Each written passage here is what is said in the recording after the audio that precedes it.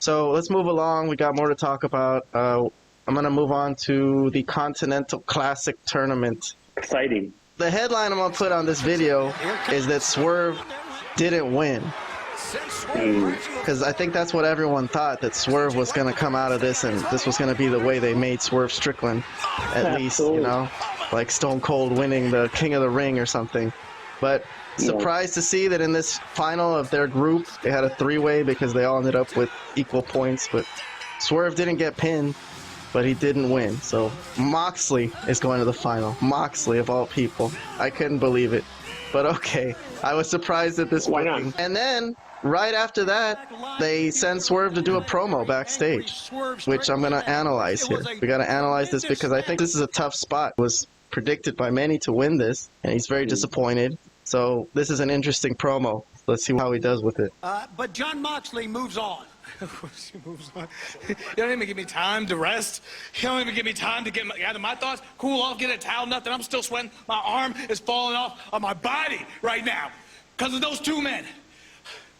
I wanted it so bad, Tony. And you know that. This man knows that. AEW, the rest of the fan base knows I wanted it so freaking bad. Tell them, bro. When I said this Continental Classic was breathing life and injection back into the wrestling business, the entire industry, not just AEW, I meant that shit. I swear to God, I wanted it. I proved that I'm one of the best in the industry, if not the best. I didn't get pinned. Jay White got pinned. Matter of fact, let's go over. That's a good point, I guess. That's his out. Says a building houses with bricks. Somebody's looking for me, huh? Keith Lee? Yeah. You say I'm the... So then immediately they spin him off into continuing his feud with Keith Lee, which I was like, I put my head down. I was like, wow, what a disappointment. So that's the match at World's End. Keith Lee against Swerve Strickland. Damn. Anybody want to make a comment about Swerve not winning before I move on to what happens with Kingston and Danielson? The only comment I would make is I've said several times before that I think Moxley was the favorite to win it. So just based on that, I mean, so far it seems to be heading that direction. And we don't know what's going to happen in the final, but I did say Moxley was a favorite. I don't know why you think that. Coming off a loss to Orange Cassidy, I don't know why you think Moxley was the favorite to win, but okay. I guess, yeah, he's the biggest name, but there was a lot of guys coming up, like Swerve, like Jay White, that you think this would be useful to them. But I agree with that. A win for Jay White or Swerve, it would do more for them than it would for Jon Moxley. I definitely agree with that. But I still thought Moxley was the favorite. I'm just saying. It doesn't help him as much as it would the others, but I somehow thought he was still going to make it at the very least, to the final. And as far as Swerve's call out to Keith Lee, man, what a downer. That's the matchup you come up with for World's End. Yeah, I know. We're not even going to make a prediction for that. Let's move on from that. Vlad, any comments on Swerve not winning? You surprised by this booking when you saw Moxley get the pinfall? No, I wasn't surprised. I have to be honest, because I mean, look we know who's doing the booking, so we know there's no surprises here. No, I mean, look, it would have made more sense.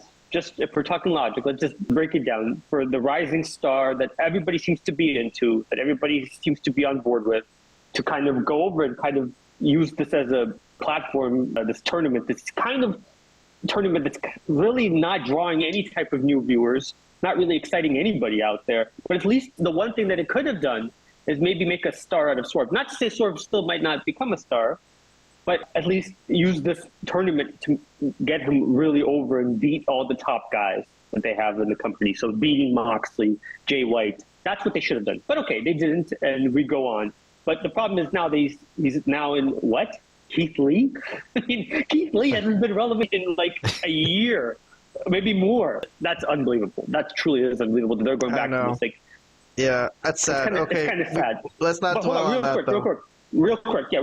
This was a good promo, and it's kind of funny because he's supposed to be a heel character, but he really cut a babyface promo that this tournament was supposed to, like, whatever, revolutionize or whatever he said that this tournament was supposed to do for AEW and wrestling and whatnot. He really cut a babyface promo here, and he was doing a really good job for the most part. I mean, Swerve I will say the one thing about Swerve, I mean, I might not like all of the stuff that he does in the ring, but he is kind of believable, and he does cut a good promo. When he has a topic and when he's passionate about something, he really does well.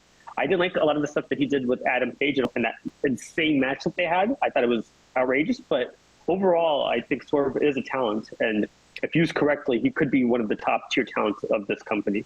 That's what I was going to say, too. It was a tough spot for a promo, but he did as good a job as you can do with it. So he's still kind of there. I don't think he's dead, but anyways, moving on. So if they're not going to elevate Swerve with this, what happened was that Eddie Kingston is the guy. It's a comeback story because he had lost his first 2 matches in this group, but he got all the way to the final. He's facing Brian Danielson to go to the final. Here he is, Eddie Kingston, the Mad King.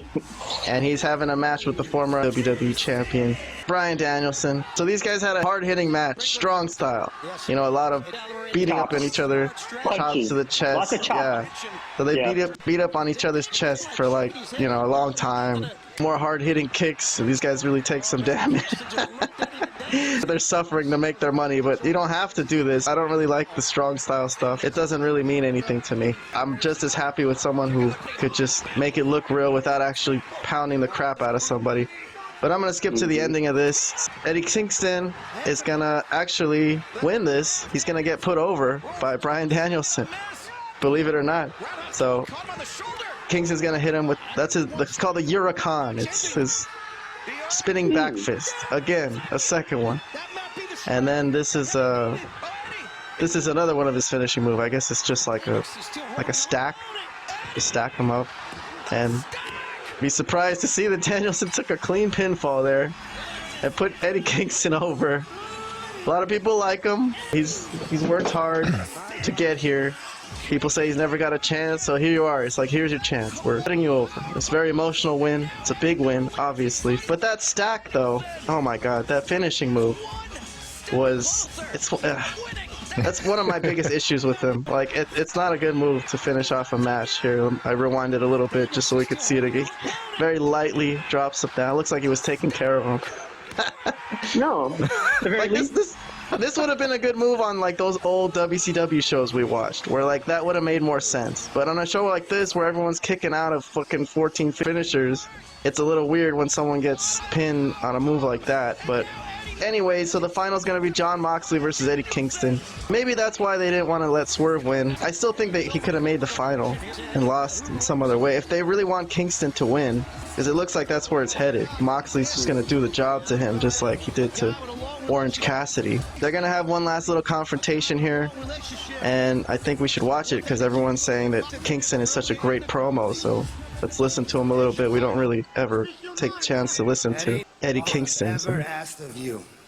Every time I've stuck my neck out for you, put my reputation on the line because I believe in you, fought by your side, all I've ever asked of you is 100% your best.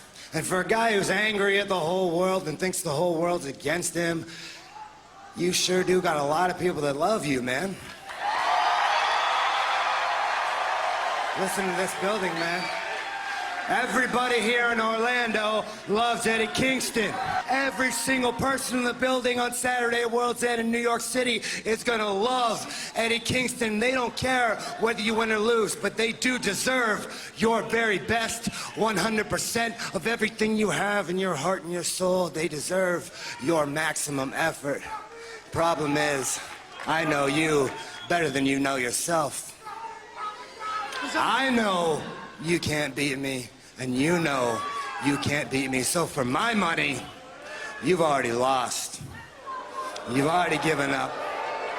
You're already making excuses, but that's not gonna fly this time. A couple years ago, I gave you the shot of a lifetime, and I let you off the hook. I let you go out on your shield. I let you die a warrior's death when I didn't have to, because I wanted you to come back stronger, because I believed in you. This time, you're not gonna get one single favor. You wanna be a Triple Crown champion just like all your heroes? You're gonna have to earn every inch.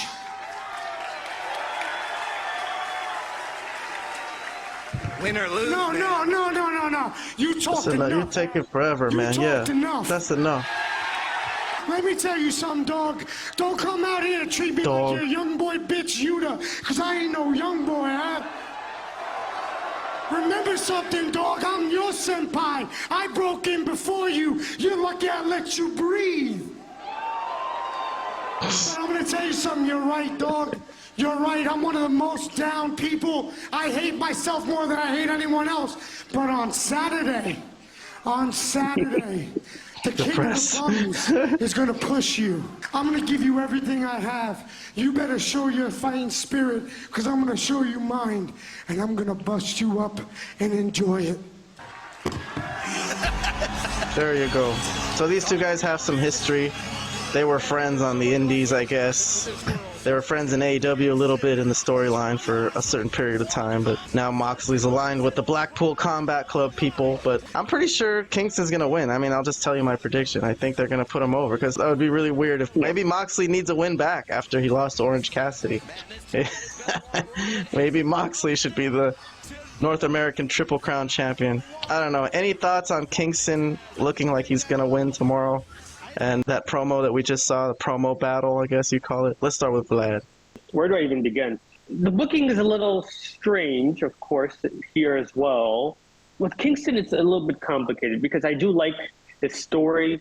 I've been saying this for a while. I like his, like, anytime we mention Eddie Kingston, I like his story, everything that he had to go through to make it in wrestling, and that he's kind of a tragic figure and whatnot.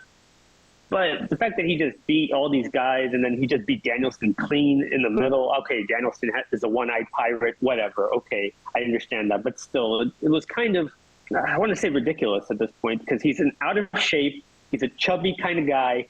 He doesn't really have a good wrestling style. He wrestles like an old Japanese wrestler that's past his prime, you know, and that's all he kind of really knows. I mean, I'm sorry, that's just the way it is. He's I get with the promo work. You got to put him over for the promo work. Okay, he's got some weaknesses in his work, but yeah, he's a great promo. But the fact is, we've seen this before. Again, they had the same thing with him and Moxley when they were fighting for the title, and it was much better then, but not that much better. But at least the promos were better. This whole tournament is just a waste of goddamn time. I'm sorry. I have no excitement for this, and I agree with you. If I want to make yes, okay. Just again, real quick. I don't want to take anything away from Eddie Kingston. He is a hell of a promo, and I've always said that's what he should stick to doing. He should kind of stick to being a promo guy and maybe being a manager of something. And then as far as who's going to win, yeah, I agree with you again. It's going to be Kingston. If it's anybody else, this whole thing doesn't make any sense. What's the point of him coming back and getting into the finals of the tournament if he's just going to end up losing to Moxley? Oh, God, that would be the ultimate bad Tony Khan booking. It has to be Kingston. Kingston has to go over at this point for it to make sense. Okay, let's get Robert's thoughts on this before we move on. So first of all, I want to say that I thought that was a good promo exchange. I enjoyed that. Now, I've been on record many times, not only tonight, but on previous episodes, saying that I choose Moxley as the favorite to win the tournament. Having said that, I did not predict that Eddie Kingston would make it to the final. So that kind of, I don't know if I'm going to stick with my original prediction, because, given Eddie Kingston's story and how, everyone's backing him, I'm not too sure, but I don't want to stray off my original prediction, so I'm going to be bold like I was with the Adam Copeland double prediction. So I'm going to make the bold choice and stick with my Jon Moxley prediction. Even though it seems like it's more likely going to be Eddie Kingston, I'm just going to stick with my Moxley prediction. I said it from the beginning, I'll just stick with it to the end. All right, then.